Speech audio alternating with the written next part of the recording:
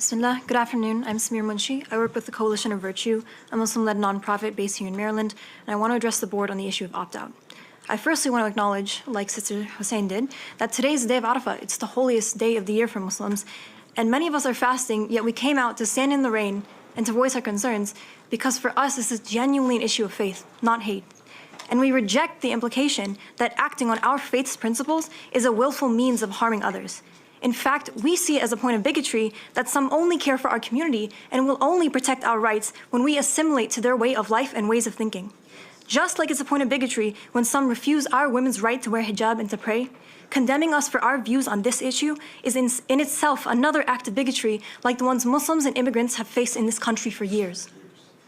The same religion that causes Muslims to care about environmental justice, food insecurity, or ending anti-Black racism is the same religion that causes us to care about this issue. Our faith is not partisan, and our people are not backwards. Part of the American dream of our people is that they pass on their values to their children.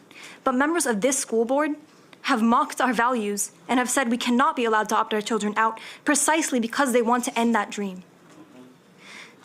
Our constitutional right to religious freedom and to raise our children precisely protects that dream. Many of our families don't have much of a choice whether to place their children in this public setting. So we ask that we at least have a choice for our children not to be forced to participate in celebrating or normalizing views that contradict our religion.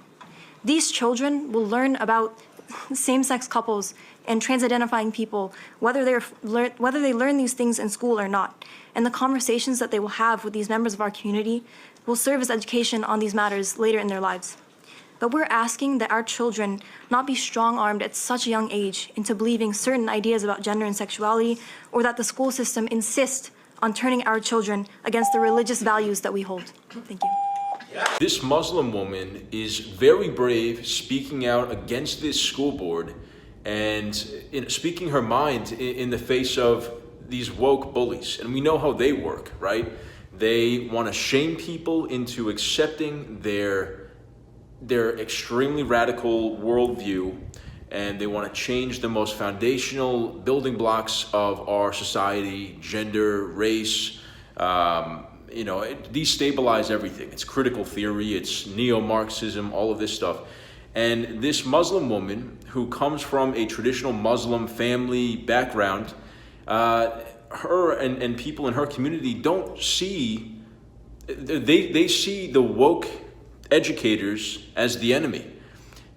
Just as Christians do, just as, Christians, Jews, people who are of traditional mindsets and have traditional values.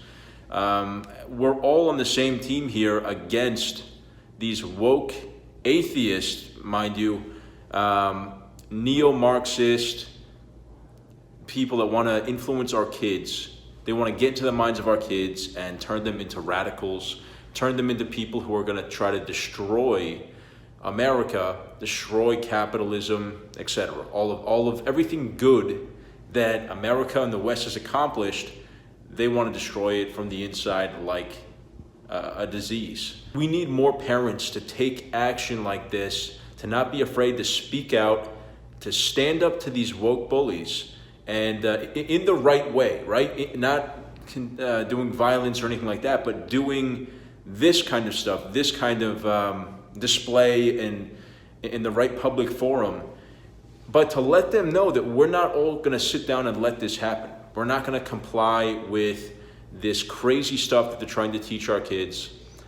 It's not going to fly. So anyway, let me know what you guys thought of this clip in the comments. And as always, thank you for watching.